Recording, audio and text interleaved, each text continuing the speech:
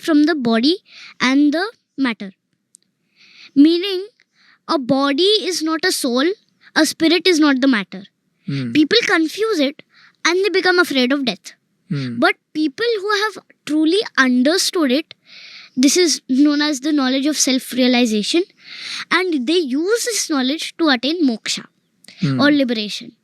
Okay, that is the philosophy. And if at this point of time, if we have to apply that philosophy in life, what should we do? Self-realization. You know how people have like mental health disorders, like anxiety, depression, that all. So, people who have that kind of hote na, they should actually start reading the Bhagavad Gita. It helps a lot, I must say, and it makes the entire body calm. Usually these disorders happen when somebody is afraid of death or afraid of something like that. Right. And eventually, when you read it thoroughly, na, the fear of death vanishes. And that is a beautiful question. Like, what can we learn about death and grief from Gita? Because this is like मेरे लिए बहुत important topic है ये, and I'm very curious to learn from that. Yeah, tell me. There's a chapter, there's a verse in that. I don't remember the Hindi verse, I only remember the English meaning. Okay. And it's written कि the soul is permanent. Fire cannot burn it, water cannot drench it, but nor can wind dry it, neither can weapons cut it. The soul is permanent. Your body is temporary.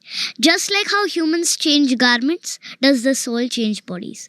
This very thing makes it clear कि हाँ, death के लिए you don't need to be scared.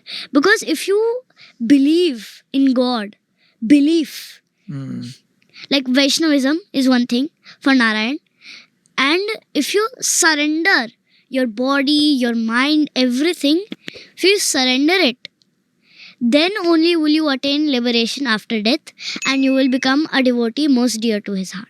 Right. But what if someone is not willing to get familiar with Hinduism or spirituality? It's their own opinion. But what can they learn about grief? How do you grieve? Like suppose someone that you love, you have lost them.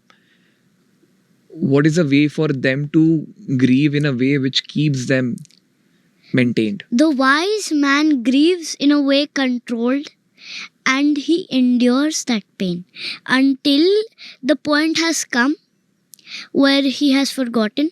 For example, somebody in your family has died. So instead of like crying and crying and crying for God knows how many years, you should control it. You should endure it. I mentioned it in the Ramayana podcast for the moral, that endure. Yeah. God has given you the opportunity where you could be greater. Instead of wasting it, use it. कि जब heart का relationship बन जाता है, then you should not be confused with love and attachment. Love is when you cry for some time, or don't cry, just endure the pain. And attachment is when you cry for God knows how many years. Suppose I'm asking a very comical question, okay? Like from Gita, this is a very like hypothetical question, but still it applies in our daily lives. Like people of my age, they fall in love and then they break up. Right? तो breakup होने के बाद heartbreak हो जाता है. Then the other person leaves and they both part ways. And now it's a very difficult situation for them to accept this situation कि भाई हाँ, now I am single, but I'm not able to bear this pain. So what should people do then when they cannot accept that their heart has been broken and they're single now? Just accept it. I don't know why. When you like have that pain, you know that story of Urvashi and Arjun? No. So like when Arjun went to heaven to gain more astras, Urvashi the Apsara fell in love with him. She had her heart broken. Why? Because he did not accept her. But instead of enduring that pain, she cursed Arjun. I don't mean that you have to curse your partner. I mean that instead, like, don't make the same mistake she did. Because she ended up regretting it. So, what I recommend is that you endure. If any pain falls in your way, just endure it. What would have happened?